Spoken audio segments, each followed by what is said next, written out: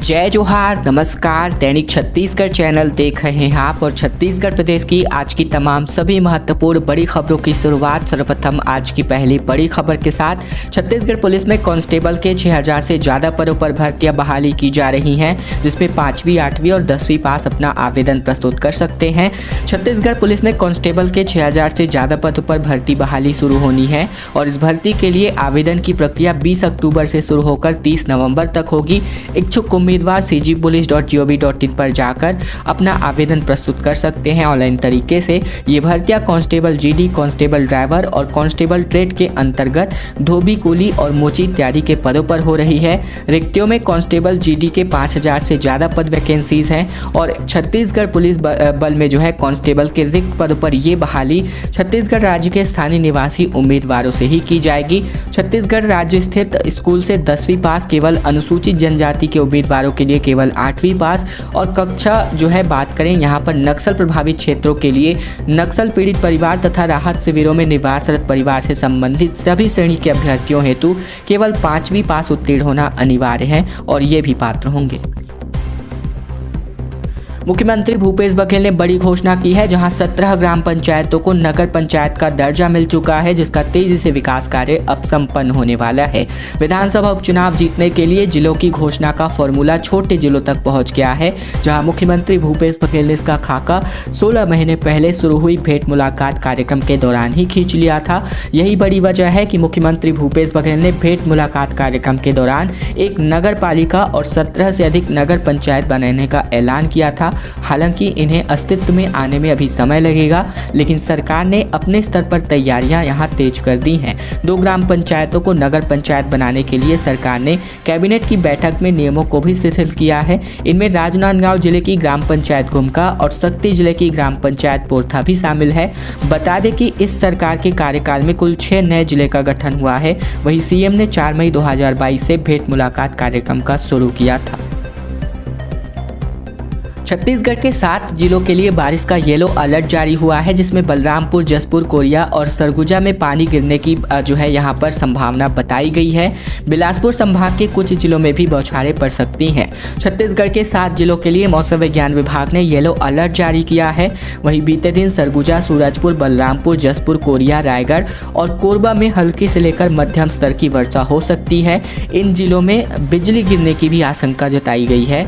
मौसम वैज्ञानिक पी चंद्रा के मुताबिक बिलासपुर संभाग के कुछ जिलों में बौछारें पड़ सकती हैं। प्रदेश में मानसून की विदाई 10 से 15 अक्टूबर के आसपास होगी। इस बीच कई इलाकों में बारिश का दौर जारी रहने वाला है। रायपुर में सुबह से ही तेज धूप रही और मौसम साफ रहा, जबकि बिलासपुर, कोरबा और रायगढ़ में हल्की बारिश रिकॉर्ड की गई। दुर्ग, राजनांदगांव में भी मौसम साफ रहा। वहीं सूरजपुर में भी जमकर के बारिश हुई। अब बात करें, जब भारी से लेकर अति भारी बारिश या सीमांत भारी बारिश की संभावना होती है तब ऑरेंज अलर्ट जारी किया जाता है। वहीं मौसम से जुड़ी किसी भी तरह की आपदा से सतर्क रहने के लिए मौसम विभाग ये अलर्ट जारी करता है।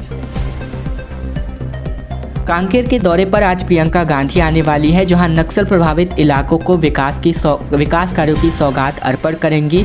कांग्रेस की राष्ट्रीय महासचिव प्रियंका गांधी आज जो है छत्तीसगढ़ के कांकेर दौरे पर आ रही हैं, जहां प्रियंका गांधी के आने से पहले तैयारियां हो चुकी हैं। गोविंदपुर स्थित मैदान में नगरीय विकास एवं पंचायती राज सम्मेलन में प्रियंका गांधी शिरकत करेंगी और इनके साथ प्रदेश के मुख्यमंत्री भूपेश बघेल व कांग्रेस के तमाम दिग्गज नेता मौजूद होंगे। इस दौरान 866 करोड़ के 518 विकास कार्यों का भूमि पूजन और लोकार्पण किया जाएगा। विधानसभा चुनाव से पहले उत्तर बस्तर इलाके में प्रियंका गांधी की सभा बेहद अहम मानी जा रही है। कार्यक्रम की भव्यता को देखते हुए लग रहा है कि इस कार्यक्रम में लाखों लोग शामिल हो सकते हैं। नक्सल प्रभावित इलाका होने के कारण सुरक्षा के भी पुख्ता इंतजाम किए गए हैं। कांकेर एसपी दिव्यांग पटेल के मुताबिक कार्यक्रम को लेकर उन्होंने तमाम प्रकार की सुरक्षा के लिए अपनी पूरी तैयारी कर ली है। चप्पे चप्पे पर पुलिस के जवानों की तैनाती है और इसके अलावा कार्यक्रम स्थल और आसपास में महिला पुलिसकर्मियों को भी तैनात किया गया है। छत्तीसगढ़ पीएससी की भर्ती परीक्षा में गड़बड़ी का मामला सामने आ रहा है, जिसमें शासन ने अब तक कोई भी अपना जवाब प्रस्तुत नहीं किया है। जांच करके यहां पर रिपोर्ट प्रस्तुत करना था, जिसमें 16 अक्टूबर को अब सुनवाई होगी।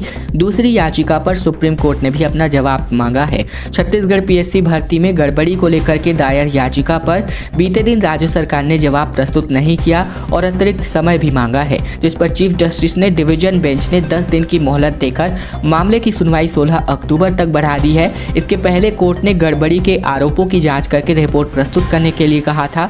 इधर CGPSC 2018 में प्रावीण्य सूची में शामिल उम्मीदवारों की परीक्षा अवधि में भेदभाव को लेकर सुप्रीम कोर्ट में याचिका दायर की गई है, जिस पर सुप्रीम कोर्ट ने राज्य सरकार को नोटिस जारी किया है। CGPSC 2021-22 फर्जीवाड़ा और नियुक्ति रद्द करने की मांग को लेकर पूर्व गृह मंत्री व विधायक ननकी राम कंवर ने हाईकोर्ट में जनहित याचिका दायर की है। याचिका में PSC द्वारा भर्ती प्रक्रिया में फर्जीवाड़ा का आरोप लगाते हुए 18 चयनित उम्मीदवारों की सूची भी कोर्ट के समक्ष पेश की है, जिसमें PSC के तत्कालीन अध्यक्ष तोमन सिंह सोनवानी के आधा दर्जन से तकरीबन करीब रिश्तेदार डिप्टी कलेक्टर सहित अन्य पदों पर चयनित हुए हैं। जगदलपुर में पार्षद और वार्ड वासियों का कचरा फेंक प्रदर्शन जारी रहा, जिन्होंने कहा कि कलेक्शन गाड़ियां खराब हैं, निगम जानबूझ करके इसको नहीं बनवा रहा और बदबू से लोगों की परेशानियां बढ़ती हैं। दरअसल जगदलपुर नगर निगम के दंतेश्वरी वार्ड के पार्षद और वार्ड वासियों ने नेशनल हाईवे पर कचरा फेंक करके प्रदर्शन किया। आरोप है कि पिछले तकरीबन 7 से 8 दिनों के अंतर्गत कचरा कलेक्शन करने वाली गाड़ियाँ खराब जो है पड़ी हुई हैं, जिससे न तो सुधरवाया जा रहा है और न ही दूसरी व्यवस्था की जा रही है।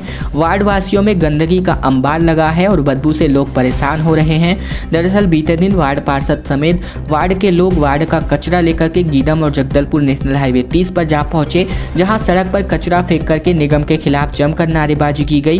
पार्षद राजपाल कसेर ने कहा कि पिछले कई दिनों से वार्ड में फैली गंदगी, जिसकी वजह से नगर निगम के आयुक्त और अध्यक्ष दोनों को समस्याओं का सामना जो है करना पड़ रहा है और इस समस्या के समाधान करने के लिए कई बार भी कहा गया, लेकिन कोई भी सुनवाई नहीं होती है। छत्तीसगढ़ बीजेपी में टिकट पर अब रार टेंशन बढ़ती जा रही है। अचानक से प्रदेश अध्यक्ष अरुण साव दिल्ली रवाना हो गए हैं। राष्ट्रीय नेतृत्व में एक आपात बैठक बुलाई गई है। छत्तीसगढ़ भाजपा में दूसरी सूची को लेकर हुए तनाव के बीच बीते दिन सुबह अचानक प्रदेश अध्यक्ष अरुण साव दिल्ली रवाना हुए। खबर है कि छत्तीसगढ़ संगठन के कुछ और नेताओं को भी साव के साथ दिल्ली बुलाया गया है। केंद्रीय नेतृत्व अचानक चुनावी मामले पर एक बैठक करने जा रहा है। तो वहीं इसी के साथ ही अरुण साव के यूं अचानक दिल्ली रवाना होने से लेकर के कई तरह की चर्चाएं बढ़ने लगी है। खबर ये भी सामने आ रही है कि संगठन में पिछले दिनों टिकट बंटवारे को लेकर मचे घमासान की वजह से नाराजगी का माहौल है। इस मामले पर चर्चा करने के लिए प्रदेश अध्यक्ष अरुण साव को दिल्ली बुलाया गया है। बीते दिन बीजेपी के कार्यकर्ता बीजेपी दफ्तर में अचानक से घुस गए। बोले इनको पैराशूट लैंडिंग नहीं चाहिए। आरंग से लेकर रायपुर तक इन्होंने पैदल मार्च निकाला और संभावित प्रत्याशी गुरु खुशवंत पर भी हंगामा हो गया। छत्तीसगढ़ बीजेपी में लगातार संभावित प्रत्याशियों के खिलाफ कार्यकर्ताओं का प्रदर्शन जारी है। ऐसे में बीते दिन सैकड़ों की संख्या में कार्यकर्ता रायपुर के बीजेपी मुख्यालय में घुस गए। बड़े नेताओं से मिलने की जिद करते हुए हंगामा कर दिया। वहीं आरंग से आए कार्यकर्ताओं ने कहा कि हमें पैराशूट लैंडिंग नहीं चाहिए। कार्यकर्ता आरंग से पैदल मार्च करते हुए जो है जमीन पर बैठ गए और प्रदर्शन करने लगे। दरअसल आरंग विधानसभा सीट से गुरु खुशवंत साहब का नाम चर्चा में है, जिसके कारण कई कार्यकर्ता नाराज हैं। प्रदेश कार्यालय में मौजूद कुछ पदाधिकारियों ने इन्हें समझाने का भी प्रयास किया। कार्यकर्ताओं ने कह दिया कि हम किसी भी व्यक्ति विशेष के लिए नहीं आए हैं, हम गुरु खुशवंत का सम्मान करते हैं। हमारा कहना है कि जिसे पार्टी में आए 15 दिन हुए हैं, ऐसे लोगों को बतौर विधायक प्रत्याशी दिखना सही नहीं है। विधायक का मुखौटा पहना करके भैंस पर बैठाया गया और रायपुर में विकास खोजने का सिलसिला जारी रहा। 2 दिन पहले बीजेपी नेता राजेश मूणत दूरबीन लेकर के निकले हुए थे। दरअसल रायपुर शहर में विकास खोजने के लिए प्रदर्शन का सिलसिला जारी है, जहां बीते दिन बीजेपी ने पश्चिम विधानसभा सीट से विधायक विकास उपाध्याय का मुखौटा पहनाकर एक शख्स को भैंस पर बैठा दिया। अनोखा प्रदर्शन करते हुए बीजेपी पार्षद और कार्यकर्ता यह कहते रहे कि ए विकास कहाँ है तेरा विकास। इससे 2 दिन पहले ही पूर्व मंत्री राजेश मूणत बड़ी सी दूरबीन लेकर के शहर की सड़कों पर विकास खोजने के लिए निकले थे, जिसके जवाब में विधायक विकास उपाध्याय ने भी अनोखा प्रदर्शन करते हुए कहा कि बीजेपी नेताओं को दृष्टि दोष हुआ है, उन्हें इलाज कराने की जरूरत है। 9 अक्टूबर को दिल्ली में CWC की बैठक होने वाली है, जिसमें छत्तीसगढ़ समेत कुल 5 राज्यों के चुनावों की रणनीति बनेगी, जिसमें मुख्यमंत्री भूपेश बघेल भी शिरकत करने वाले हैं।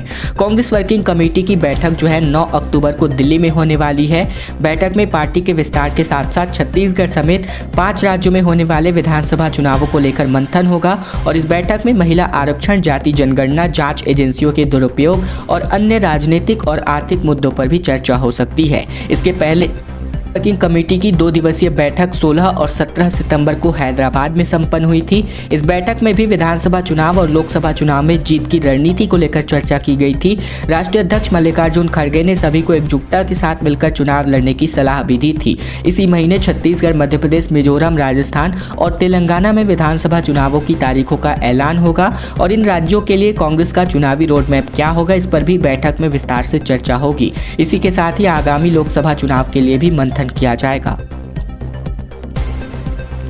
प्रवीण वर्मा को सीजीपीएससी की कमान सौंपी गई है, जहां सोनवानी को हटाने के बाद इनको नई जिम्मेदारी दी गई है। विवादों से निपटने की यहां पर इनके पास चुनौती है। दरअसल छत्तीसगढ़ में पीएससी की परीक्षा में हुई कथित गड़बड़ियों के बाद डॉक्टर प्रवीण वर्मा को लोक सेवा आयोग का एक नया अध्यक्ष बनाया गया है। वर्मा इसके पहले आयोग में सदस्य की जिम्मेदारी निभा रहे थे। बता दें कि साल 2021-22 में सिलेक्शन लिस्ट में पूर्व अध्यक्ष टोमन सिंह सोनवानी के रिश्तेदारों के नाम होने की वजह से उन्हें आयोग से गुपचुप विदा कर दिया गया और अब उनकी जगह प्रवीण वर्मा को बड़ी जिम्मेदारी सौंपी गई है। वर्मा 16 जुलाई 2021 को पीएससी के सदस्य बनाए गए थे। वे बेमेतरा के रहने वाले हैं और पूर्व विधायक डॉक्टर चेतन वर्मा के बेटे हैं। छत्तीसगढ़ लोक सेवा आयोग के गठन के बाद मोहनलाल शुक्ल पहले चेयरमैन बनाए गए थे और शुक्ल का कार्यकाल 2001 से 2004 तक का रहा था। जगदलपुर में डीजे और धुमाल पर रोक लगा दी गई है क्योंकि ध्वनि प्रदूषण रोकने कलेक्टर ने ये फैसला कर लिया है। नियमों का उल्लंघन करने पाए जाने पर सख्त कार्यवाही होने वाली है।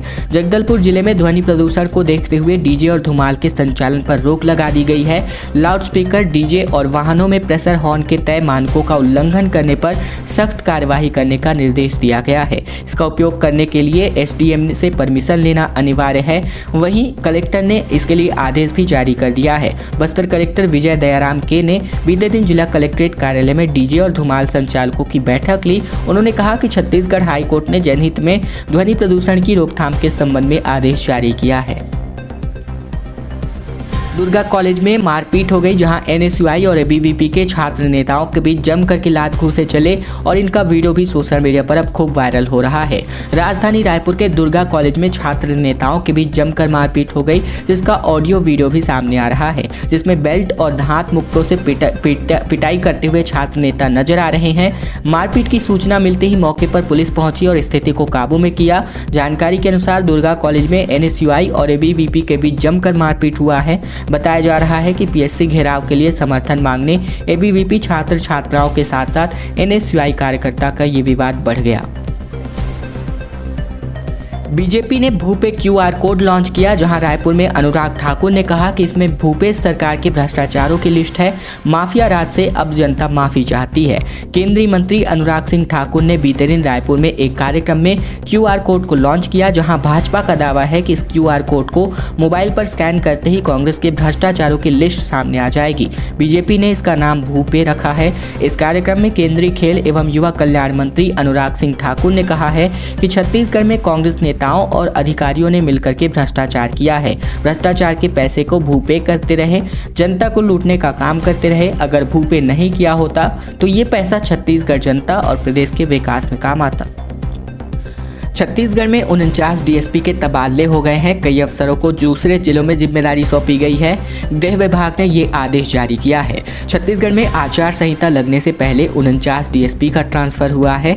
रायपुर के विधानसभा इलाके में सीएसपी उड्डयन बिहार को डीएसपी मुख्यालय बिलासपुर भेजा गया है। वहीं डीएसपी एसीबी सुरेश ध्रुव को सीएसपी विधानसभा बनाया गया है। ये आदेश छत्तीसगढ़ शासन के गृह विभाग के अवर सचिव मनोज कुमार श्रीवास्तव ने जारी किया है। वहीं इस प्रकार अपनी स्क्रीन पर इस वक्त आप अभी लिस्ट देख रहे हैं। अंतिम खबर धमतरी से आ रही है, जहां छत्तीसगढ़ के धमतरी जिले के सिहावा नगरी मार्ग पर ग्रामीणों ने अपनी मांगों को लेकर के चक्का जाम कर दिया। ग्रामीणों ने भू स्वामित्व का पट्टा न मिलने पर गुरुवार को केरेगांव गट्टा सिल्ली तिराहा रोड पर ब्लॉक करके बैठ गए। चक्का जाम होने की वजह से आवागमन काफ़ी प्रभावित हो गया। प्राप्त जानकारी के अनुसार धमतरी जिले के सिहावा नगरी के केरेगांव गट्टा सिल्ली तिराहा पर गुस्साए ग्रामीणों ने अपनी मांगों को लेकर चक्का जाम कर दिया। ग्रामीणों के द्वारा चक्का जाम सामुदायिक न्यायिक वन संसाधन संघर्ष समिति की बैनर तले किया गया है। शासन और प्रशासन के खिलाफ नारेबाजी करते हुए ग्रामीणों ने मांग की है कि भारतमाला योजना में काबिज भूमि की क्षतिपूर्ति उन्हें शासन प्रशासन द्वारा प्रदान किया जाए। और उन्हें आगे कहा कि अब तक 110 ग्राम के काबिज भूमियों को भूस्वामित्व उन्हें नहीं दिया गया है। राजीव गांधी न्याय योजना के अंतर्गत किसानों और आदिवासियों को जमीनों का पट्टा देने की बात सरकार द्वारा कही गई थी और दिया भी गया है, लेकिन बातचीत के दौरान इनके द्वारा पता चला कि इनको अभी तक इस प्रकार की कोई भी सुविधा का लाभ नहीं मिला है। खैर दोस्तों, आज की खबरों का सिलसिला बस यही तक का था। अगर आपको यह वीडियो पसंद आए तो वीडियो को लाइक करना मत भूलिएगा। चैनल पर अगर आप नए हैं तो चैनल को जरूर सब्सक्राइब कर लीजिएगा ताकि प्रतिदिन महत्वपूर्ण खबरें छत्तीसगढ़ समाचार हम आप तक रोजाना पहुंचा सके।